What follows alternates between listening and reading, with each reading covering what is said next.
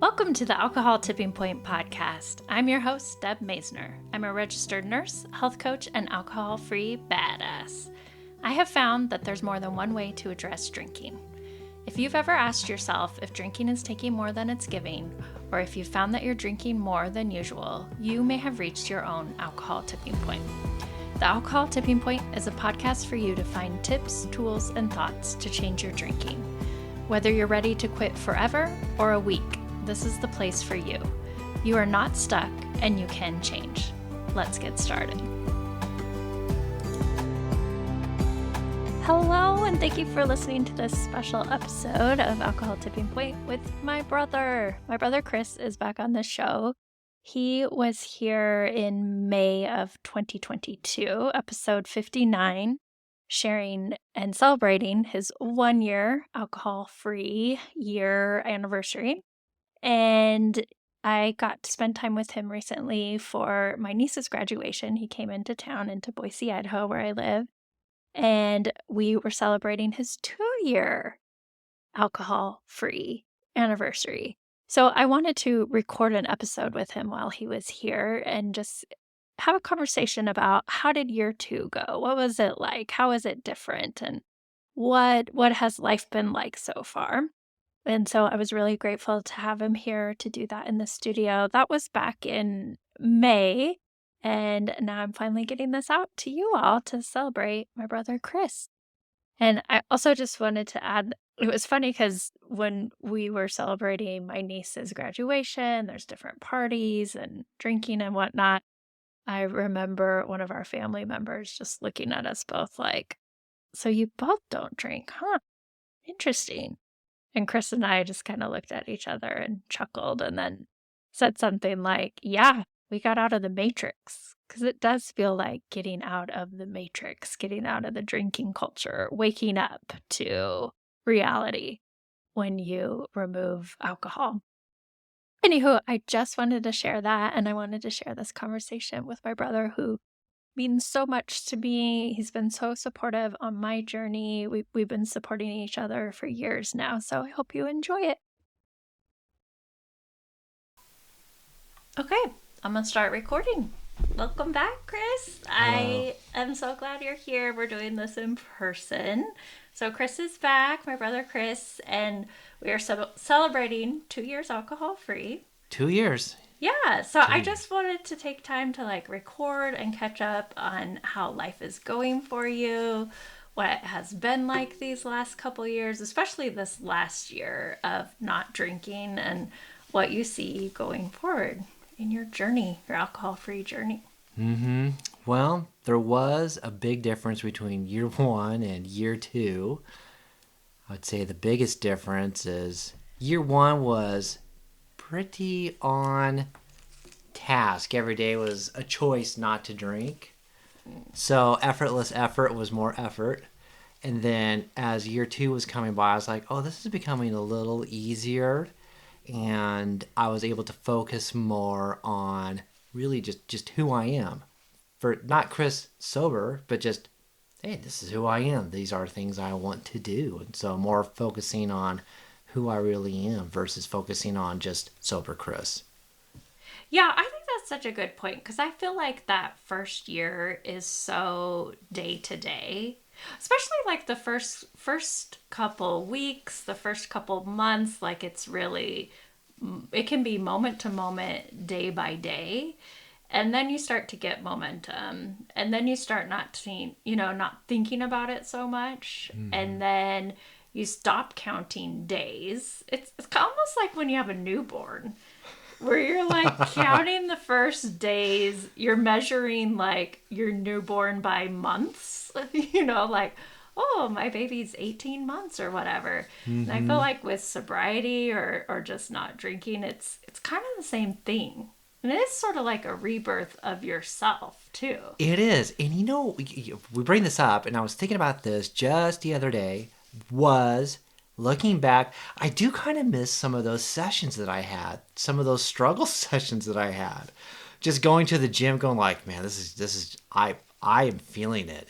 And so I don't remember last time we talked much about it, but I did a lot of time just in the sauna, just quiet, sauna time, just going deep. And I have not been doing that deep work as much as I have done in the past. And I do miss those struggle sessions. Oh yeah. So tell me Yep. more about. So you mean like when you were like, I really want to drink, but I'm not going to drink, so I'm going to go do this, that? Yep. It's kind of like really developing that reason why. Like, hey, this is why are you making this choice? The choice was because this is who I am. I really wanted to be who I really am. And who I really am is not Chris that just sits at a bar and drinks or brings beer at home, mows the lawn and drinks. The real Chris is like, I like to read.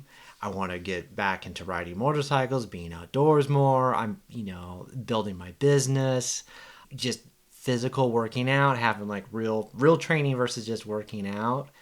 And I've noticed that I've kind of let myself get away with, okay, now I'm not drinking. Oh yeah. So it's like okay, so I've been in this little bit of a pause.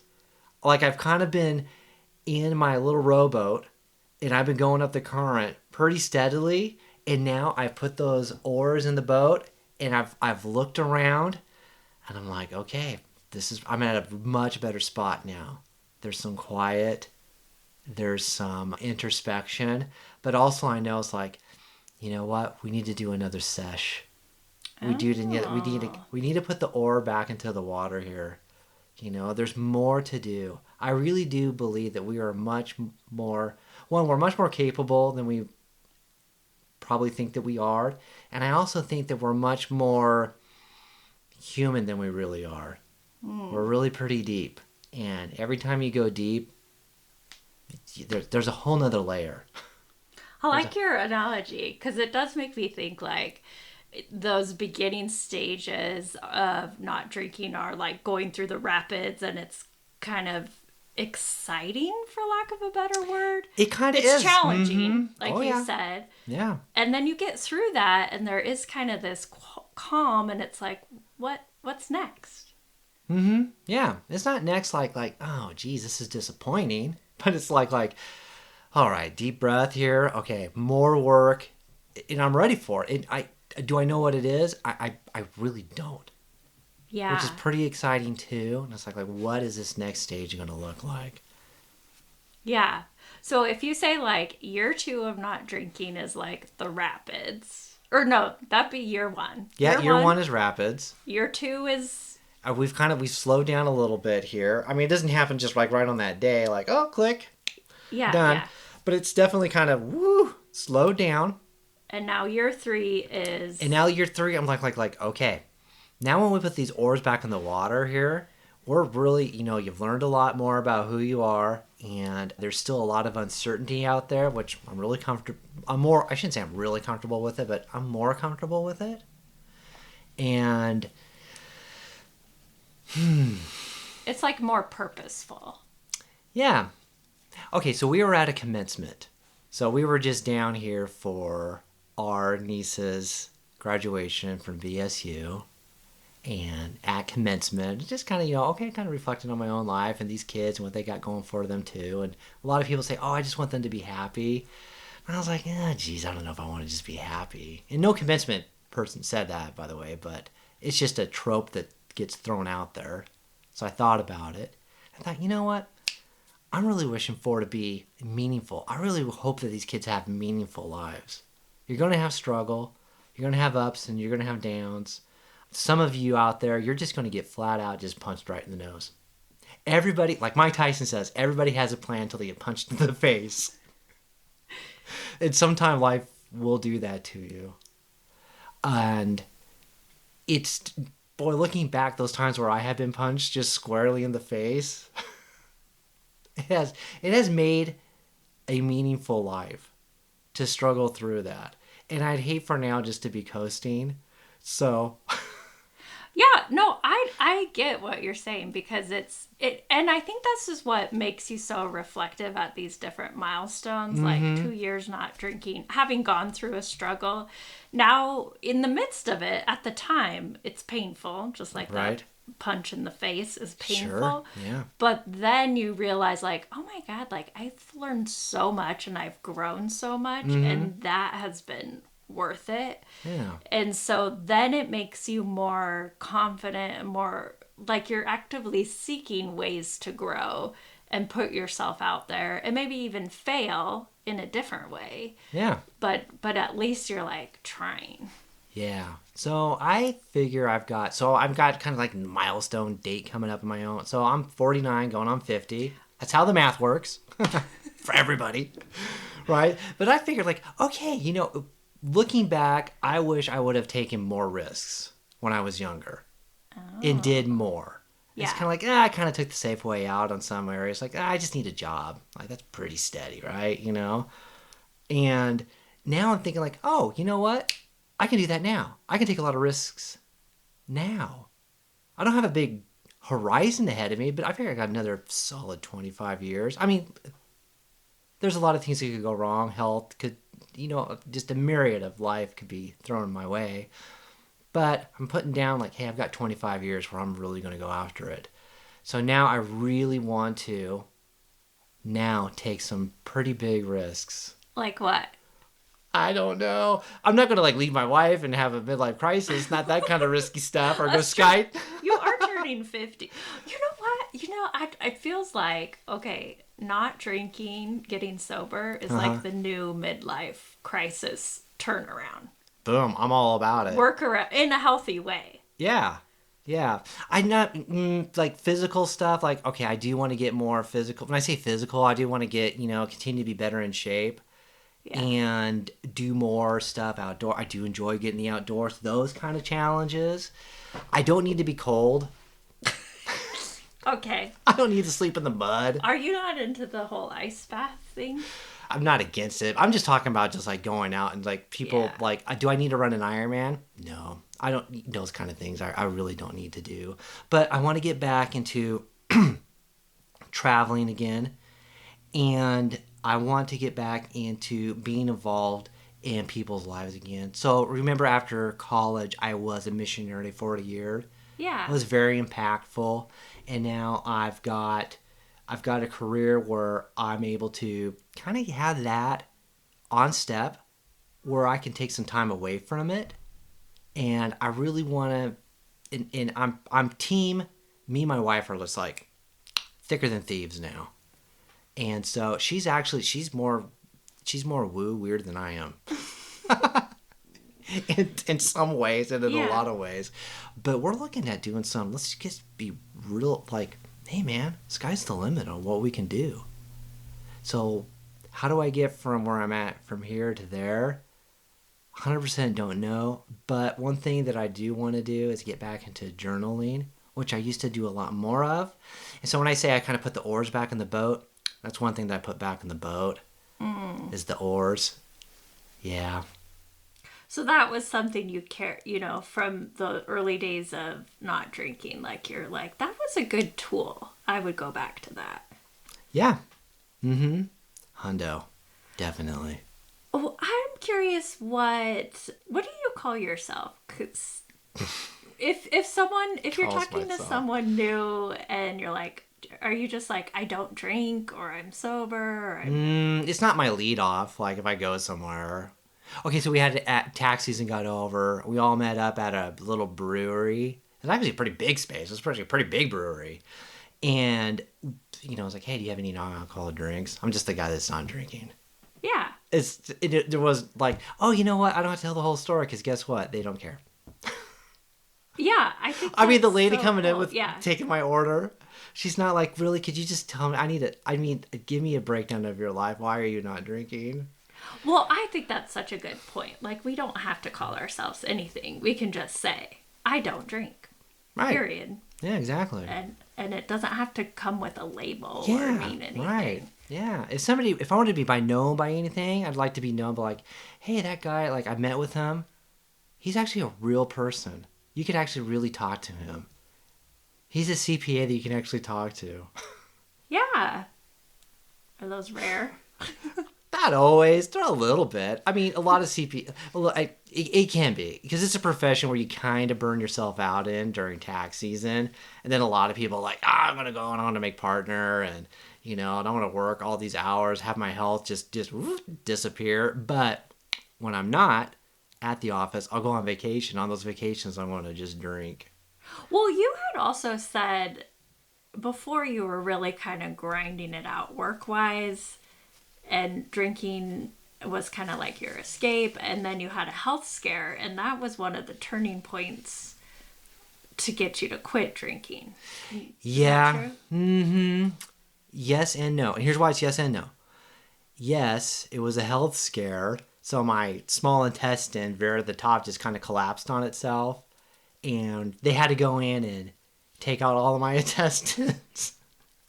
And the surgeon thankfully didn't have to cut it. He just massaged it open. And so it's like, ooh, now we're flowing. So, but just a totally freak thing. Just out of the blue. Can we Yeah, cuss on here? of course. Okay. Yeah. Out of the fucking blue.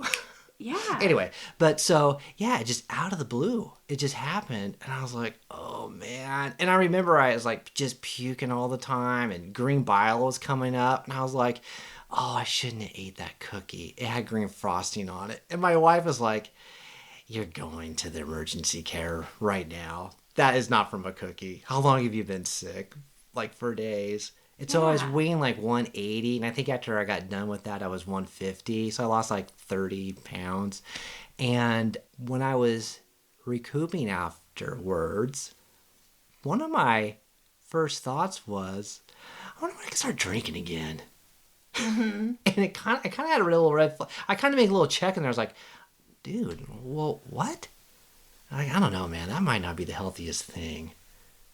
And then so after that health scare, started my own. I'll speed this up.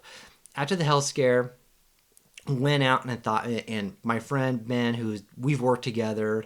We started our careers together. Our daughters are the same age. He's had his battles. I've had mine. We've still kept in touch. You had to come over here with me and start your own CPA practice with our group. So I was like, why the hell not? Because you know what? I could be dead tomorrow. What am I going to do? Jess is in school. And do I really want to look back after 3 or 4 or 5 years and go like, oh, I just stayed safe with this W-2 job that I really don't like? Or am I just going to go out there and just boom, I'll make it happen. If it doesn't happen, I can always just get another job. So that was a big turning point. And then when I got healthy, got my own career going, that's when the drinking really started to ratchet up because it was such a work reward. Reward was the drinking. And there was no governor on this because I am my own boss. Like, who are you accountable in the morning to? Oh, it's me. It's like, hey, how you doing? Winking the gun. And then I always thought, okay, if I can still like go to the gym, do 225, I'll be okay. Yeah. And then we covered it a little bit in our other episode that we had, but I was like, this isn't why I started my business is not so I could drink more. But guess what is happening? All I'm doing is drinking more. Good things were happening, but also guess who was riding along with me? I had this shotgun relationship with me called beer, alcohol. Yeah. Oh my gosh. And then you got yourself cleaned up. I got my shit together. You got it together. Yeah. And then Annie Grace. Yep. Yep. Started listening to her. And then just we've said it before. I'll say it again. When you're ready, you'll hear it. You have teachers all around you. So you'll know, like when you're ready, it's like, oh, there it is. You'll recognize it. Yeah. So when the teacher is ready, the master will appear. I'm just telling you, when you're ready to turn the corner, you'll just start picking up on this stuff. And I just started pitching, ooh, there's a little gem there. There's another one. Oh, I needed to hear that. Other podcasts I would listen to. I was like, I didn't, you're like an MMA fighter and you were afraid? No way. I was like, oh, I'm afraid too. Yeah, I do remember you saying that there were a lot of guys, well-known public figures, Yeah. men that you looked up to, and they didn't drink. Mm-hmm. I started recognizing that. And I Yeah. was like, oh, hey, you're not drinking. Okay. Before I wouldn't even just like, okay, you don't drink. Okay. And just walk on by. But now I'm like, oh, you don't drink. Or you don't drink anymore. I really look up to you. I don't have to drink. Yeah, I think you're seeing there are more and more thought leaders and Mm-hmm. leaders in general that don't drink. Yeah. So I'm curious about like when your last craving was and what you did to Mm. manage it. Because cravings, I mean, they don't go away. I still get them. Definitely don't think about drinking as much. But I'm coming from this world where I do talk about it all the time and have Yeah. this podcast and run dry groups. And so you're in a totally different world, a CPA world. You don't do any quote unquote program or groups. No. Probably you and I may be the only person you really talk about it with. Yeah, I talk about it with you. I mentioned it. Me and Heather talk about it a little Yeah, bit. your wife. Yeah, Yeah. but we talk. But I mean, man, our conversations are they're wild. Good, They're pretty good. wild. Yeah. But and a small part about it is drinking. Last time I had a craving, probably after tax season. Because I was like, all right, I finished tax season, and it was a really good tax season for me, and health wise too. I mean, I still kept to the gym, and I realized I only have so many hours in my eyes to Oh, stare at the yeah. screen, then I get eye fatigue. And I was also really good about not comparing myself to others. It's like, hey, this is my programming. Stick to it. So I did a lot better job at planning, sticking to it. Okay. So anyway, I made a plan. I stuck to it, did it. So now reward is capping. Reward. Yep. And that reward, oh man, and the weather is turning, Yeah. and I was like, oh man, this is like, I could go for some beer. I could, like, I don't know, 100 of them. Yeah. And And then I what'd you thought, do? so 100 of them, I can't do it. And so I started walking the amount back. And I was like, what if I had just one? And I was just like, yeah. The one, that's just a downhill thrill for me.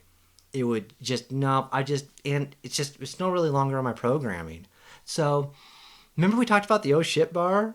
Oh, that is such a good example. So tell me about the oh shit handle. The oh shit handle, right? Okay, so for me, And what is it? if I eat something, I just don't want to drink. Even when I really like drinking, if I already ate a big meal, I'm just not going to drink. Same. Yeah, I'd be like, ugh, darn it. I guess I'm going to have to wait this one out. I was like, all right. Maybe if I don't eat breakfast the next day and really stretch it out, man, I can have a great one tomorrow. So for me, early on, it was like, hey, mister, you just want to go out and get yourself a hamburger and french fries? Green light. Go for it. Boom, that's your out. It's like, okay, that's boom, I'm doing that. I'm touching that button. I'm ringing. That's my bell to ring. It's not like, hey, you're quitting. It's like, no, I'm pre-emptying a plan. Is it the most healthy plan in the world? No, but it's one that was going to work for me. And I thought, oh, you know what?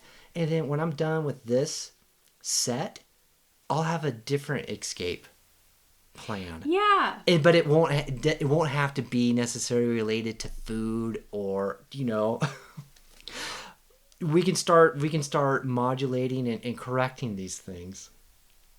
Yeah. So, and for those that are listening and don't know what an oh shit handle is, maybe it's Oh, an don't even Idaho. answer that. Maybe it's an Idaho thing. You would have it in your cars, on your Jeeps, and basically you're the passenger, and it's a little rocky, or you're just getting scared. You just grab onto the oh shit, oh no.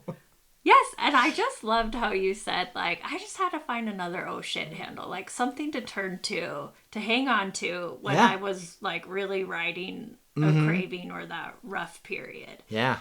And for you, a lot of the times it was just related to food or like, hey, you can go to McDonald's or Arby's or wherever, right? Yeah. Yeah. Yeah. I remember that even as a kid, I would just love to eat a little hamburger. I wouldn't even eat the French fries. I mean, I would, but I was. That's not why I was there. I was like, oh man, this is my favorite part of the day. This is so fantastic. Happened like what, once a year that we got to go out to eat. So, how often do you think about drinking? This comes up a lot. People are like, when am I going to stop thinking about drinking? Ooh, when am I going to stop thinking about drinking? Okay, so maybe we can parse this one out a little bit. So I do think about it. There's two ways to think about it. I think about it like, ugh, God, I'm still fighting this dragon, right? This thing's still kind of tailing me. I'm looking over my shoulder. There's that kind of thinking. That one, not so much. Really, only when those set waves come in and they're not as high and they're not as often. But wow, boy, when I think about drinking just in the who I am context, man, it's not nearly as much. It's usually in the context of I used to do that. Now what am I going to do? Mm-hmm. I'm replacing it with what now? I'm replacing it with what really what really I am here to do. Like what's the most important thing that I can do that would be the most difficult for anybody else to do? That is what I am aiming to do. A lot of to dos in there, but Well, when do you think that obsessive kind of monkey on your back went away for you in your experience? I would say all the way up to that year. It was after that year because I think that year for me was such a big demarcation line. It was Easter to Easter. Yeah, it was all the way up until the Easter time. Got some bells going on. Church Yeah, it's my bells. cellular device. Oh, okay. Yeah. Wait, so the year marked a real turning point. Change. Like okay. That was a real marker. I felt yeah, like an Excel. Like I did a year. Mm-hmm. I've Right. been through all the seasons, all the holidays, all the birthdays, like Yeah. a year. Exactly. Yeah, and I had tough moments, and even coming down to Boise, because like I still miss drinking with my dad. I miss drinking with our dad too. Yeah, I'm not gonna lie. Yeah, it's yeah, I kind of miss that. But yeah, What do you think keeps you alcohol free? I think it's that vision of me being me. There's a little bit of narcissism in there, but it's not narcissism that where I'm looking out to be me to flex on other people. Like, hey, I want to show up. I got a reunion coming up. Like, I'm not like, hey, I'm going to show up there all clean cut and sober and flex on you guys. I got my shit together. That's the furthest from my why. My why is because I think, well, a big part of it is just my faith, you know, and I think I'm here to do good, and I get a lot out of that. That's part of the meaningful part of it. I'm not here to build a big retirement. I'm not a 401k builder. Mm-hmm. Yeah, I cashed mine all out. Well, I'm not here to give financial advice because I do things a little bit differently. It's all working out for me. But why do I keep doing what I'm doing, staying sober? yeah. Okay. Yep, just for that meaningful part. It's just I can't not do it. Yeah, there's an exercise in one of the smart recovery exercises. It's called like a hierarchy of values. Uh-huh. I think that's the name of it. But it has people list their top values. Mm-hmm. And it's usually like family, love, faith. Mm-hmm. And the whole point of the exercise is to go, where does drinking fall on this list of values? Right. Okay. It's not even in your list of top values. No, it's crowded out. It does not fit. And yeah, but for so long you have put it up there. Yeah. You've been living that way. Yeah, the interloper was there in the room. Yeah. Yeah. And then once you remove it, it's like, well, that's not living by my values. If you went back to drinking, like, what would happen to your business and your relationship with your wife and Yeah. your daughter and all Yeah. of that? Yeah, so I think, where I am at is that I have done a better job at casting a vision of who I am out there, the future me. And it's like, oh man, I really want that. I really want that. And it's like, so when you say like, why are you doing this? It's like I can't not. like that wanting it is there. It's in my bones. It's like one of those old time prophets right out of the Bible. It's just like, my bones are burning with this message that's in me. I have to say this. So Mm. for me, it's like I kind of have to act this way. And good golly, Miss Molly, I am not perfect. Do I fail at making this mission accomplished? Quite often, actually. It's like, oop, I'm a little off. So I kind of correct. Oh, here we go. Doing better. Ooh, So please don't think like, hey, I know a guy. He's got it all figured out. Have you met Chris? He's got it all. He's got his shit figured Oh, out. yeah. Yeah, not me. Well, I think that's something that you mentioned when we were talking with our sister earlier today is like, you've become more comfortable with uncertainty and fear. Yeah. Mm-hmm. And part of it is because, being really, that sickness, that health issue that just struck me just out of the blue really changed me. Huh. And it's just kind of like, out of the blue, like, you could have a stroke today. I mean, I'm not, going to wish anybody ill will on you, but you really don't know. You really don't have to. Tomorrow is not promised to you. Yeah. Yeah. It really isn't. God forbid something happens to a loved one. That's my biggest fear, is something happens to one of my loved ones. Yeah. My daughter, my dog. I would put my dog up there with loved ones. Man, John Wick, I get it. But, sometimes you just get attached. I'm like, man, I am really much more attached. I am more emotional attached to stuff now than I have ever been. Now that you're sober? Yeah, yes. Oh, well, in a healthy way. I mean, it's gone healthy. I've gone to a place where like feelings didn't matter. Just that wall of ice. do you think because you were like numbing out your feelings and now you have to feel everything, or like what do you mean by that? Boy, I'm more emotionally invested. I'm just more just in touch with feelings because I'm just that's who we're, an emotional creature. Yeah. We're built that way. And any time that you are truncating an emotion is all right. Hey man, the truth is going to come out. Something there is going to be that will have an effect on you.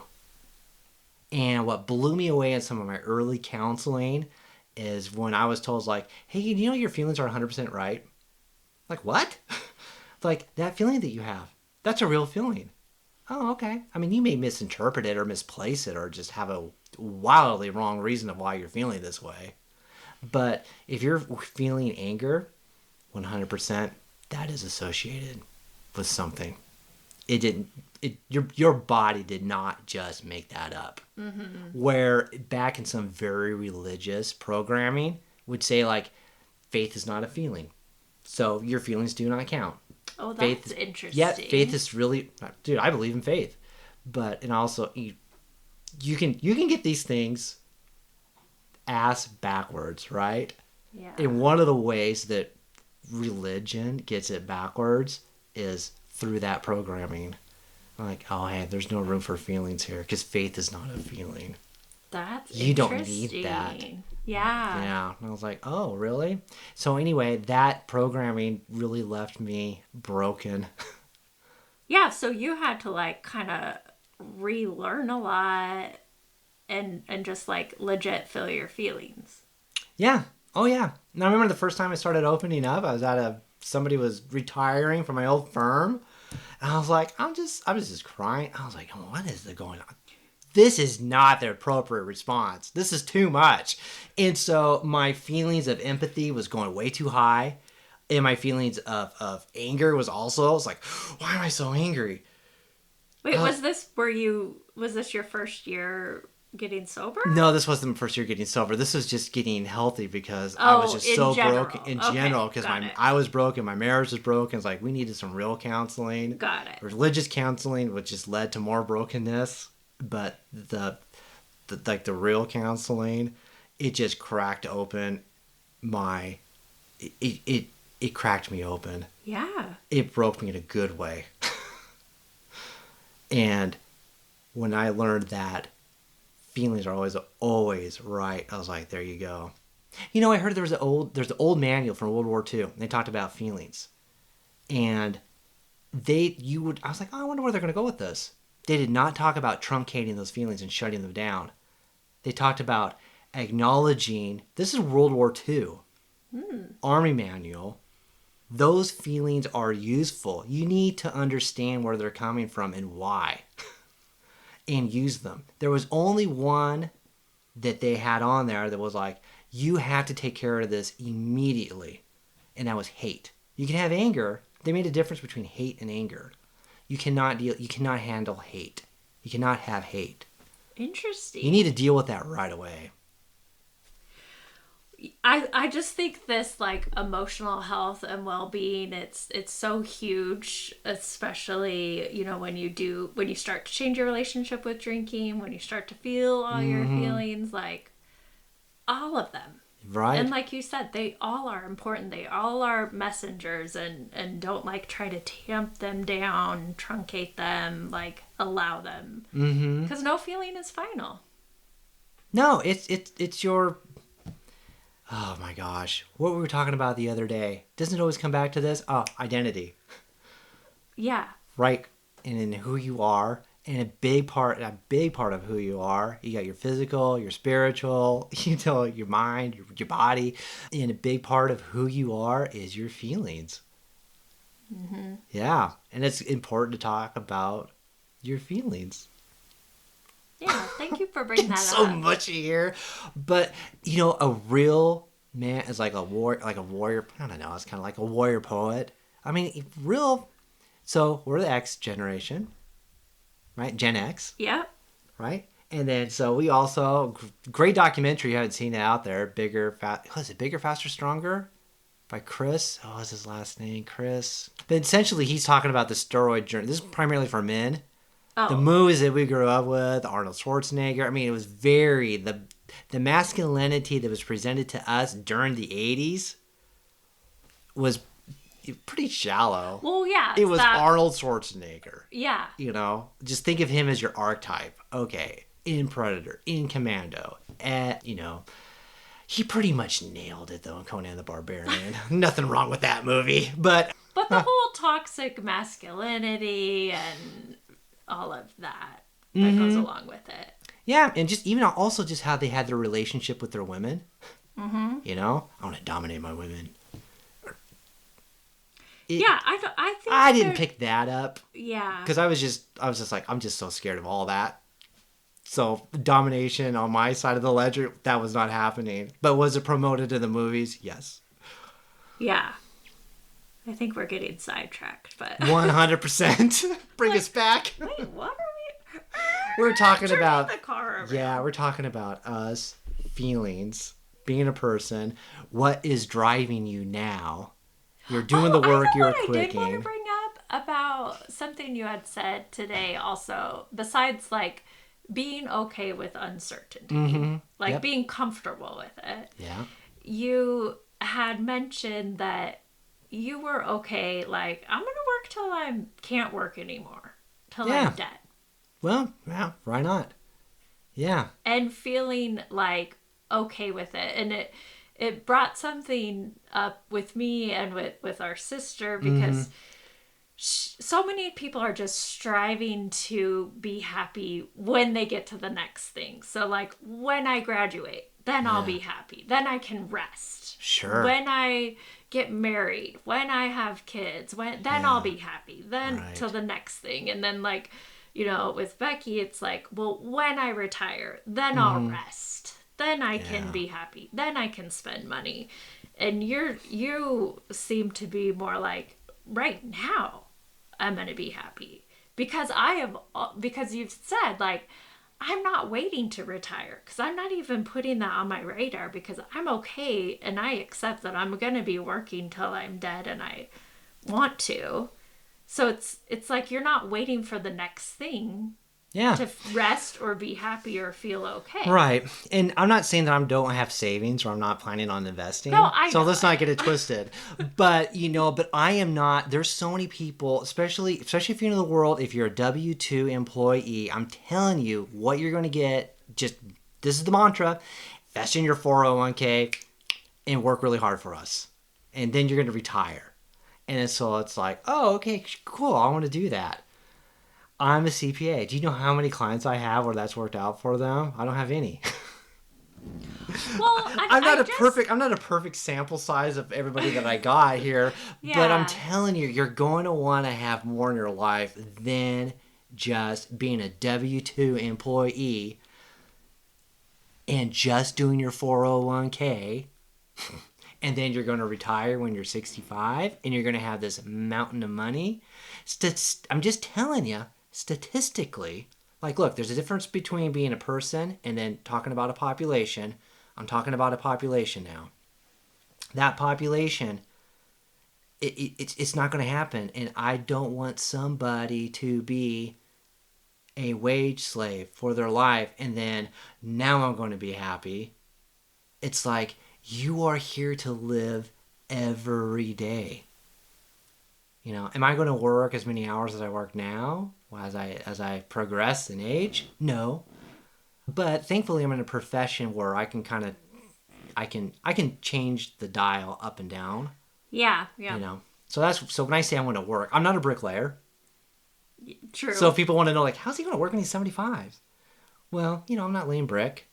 So if you're out there and you're a laborer, you know, Yeah. you may have to change what you're doing and just think about like, okay, well maybe I want to own a business, do something on the side, have rentals, something. I would have that kind of okay. But I think if you put out there, because 65s comes pretty quick. Well, I think what's interesting is a lot of people do get to that retirement Mm-hmm. and then they're not happy. Yeah.